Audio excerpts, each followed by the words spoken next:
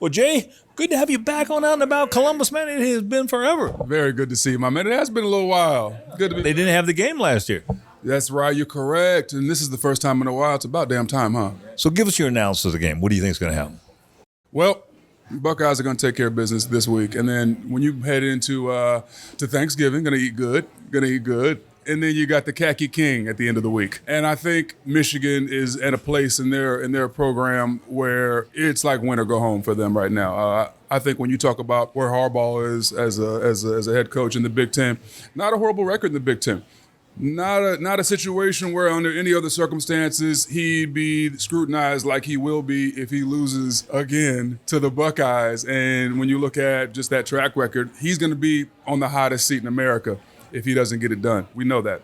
Then you look at the Buckeyes. You look at where Ohio State is right now as a program, as a football team, a young football team. I've been telling folks all season long on the Fever, this is a young football team. You got to give them time to develop. After the Oregon loss, folks were ready to take my man CJ and toss him on the bench. And I said, I'm telling you, after his first 3 weeks, his numbers were better than Justin Fields. Take that for what it is. Now he's, Big Ten Freshman of the Week for the sixth time and back officially in the Heisman candidate race as odds favored actually right now, some say. So when you look at all that and then you look at the Ohio State weakness right now, I hate to call it that, but it is. It's the defense, right? Pass defense, like 124th in pass defense in the country right now. That's a struggle. Why is that? Well, there's no dominant pass rusher right now, right? There's no Chase Young. There's no anybody with the last name Bosa. That's a problem. So you got to kind of manufacture it through either blitzes or twist stunts up front.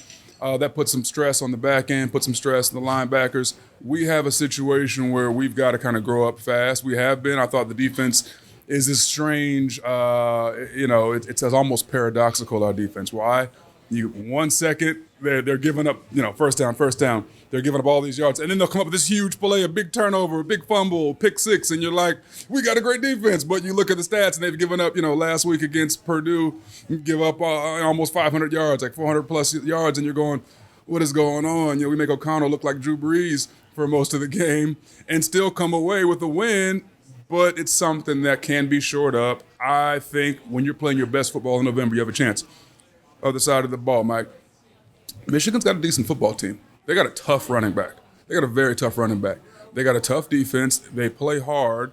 They've taken on that tough-nosed personality of their head coach. Say what you want to about Jay Harbaugh. He does preach toughness. We know that about him. His guys are always ready to play in the trenches. That's something I can say.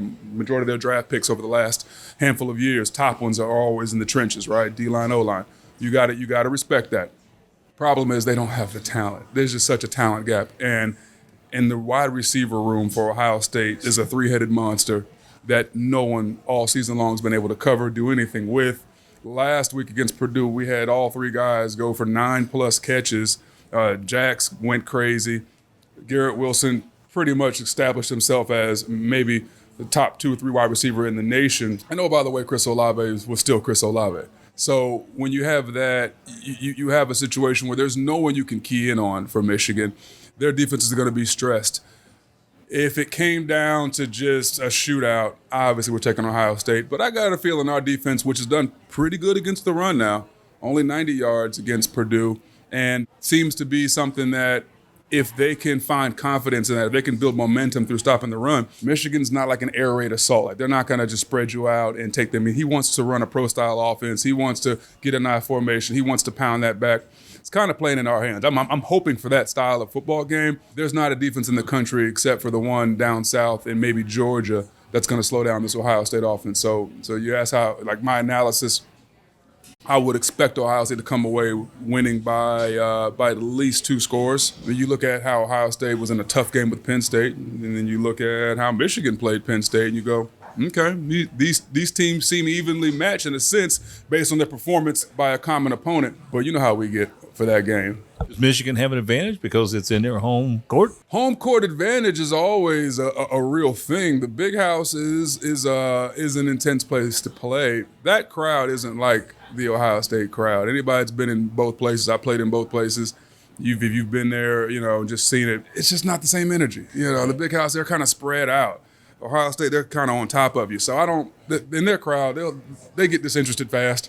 They'll be looking up into the clouds.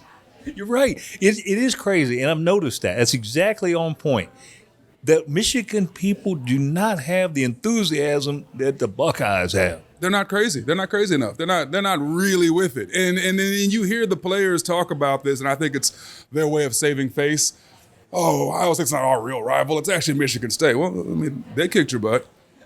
And we're probably going to do the same. Who is your rival? At some point, you got to decide who you want to get up for as a program. Otherwise, they're going to shuffle the deck and get everybody out of there. And that's just how it's going to go. I'm not worried about playing there. That doesn't bother me. I'm not worried about weather. That doesn't bother me. This team's built for it. If you watched how our offensive line played against Purdue in the trenches, really set the tone early in that football game.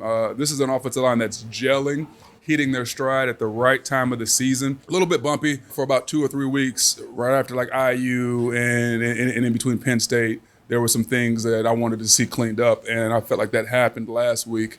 You want to continue that momentum next week, and then going into the big week, I just want to see these guys come out and grind them early. I want to see a commitment to the run. We have the best freshman running back, not just in college football, but maybe one of the top 5 freshman running backs in college football history. That's not an exaggeration. TreVeyon Henderson is that good. Folks need to understand, the kid is special. You know, the numbers say he's special. The film says he's special. He'll tell you he's special. And when you watch him play and you watch the combination of power, just straight line speed, man, the dude's got afterburners. You know, if he breaks to the second level, I haven't seen him get caught from behind yet. That's a rare gift for a running back. You see that with receivers here and there. You don't see too many running backs that can outrun the backside corner. He can do that. For us, it's really putting stress on them up front, keeping those holes open, forcing their linebackers into one-on-ones with our athletes. They don't have the athletes we have. And then defensively, just being sound, keep everything in front of you. I hate the bend but don't break solid defense. I want to see our DBs challenge guys and step up there. But I understand that we have a high-powered offense and that we don't need to take chances defensively right now. We don't have the horses for that yet because they're still young. Defensive backs all young. I'm telling you, young football team, right? You know, quarterback, running back, defensive backs, a bunch of young linebackers. You know, you got Steel Chambers in there looking like Pete Warner 2.0. He switches over from running back, and he's out there dissecting plays and sprinting around. He has a pro skill set, which I'll talk about probably next season. But when I look at all this, I go, man, this team's going to be good for the next 2 years, probably 3. And they have opportunity to make some magic this year. But if you would have asked me at the beginning of the season, I didn't think this year was going to be the year. I said, let CJ get into a sophomore year. We're going to have something special. All of a sudden, he's ahead of schedule just based on where this team is and just based on the athletes around him. There's an opportunity, Mike, for something really cool to happen this season. I don't want to, say anything. I'll say this.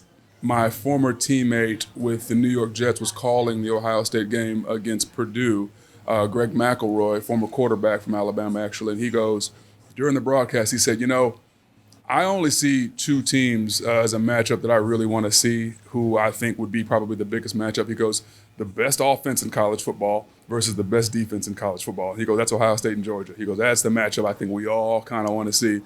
And as the season, which is like a journey, has been kind of building, I've been seeing the same thing. I'm going, man, if both teams can handle their business, if Georgia can take care of Alabama, if Ohio State can take care of the Michigans, this could be an epic, destiny matchup at the end of the season that I think we all want to see.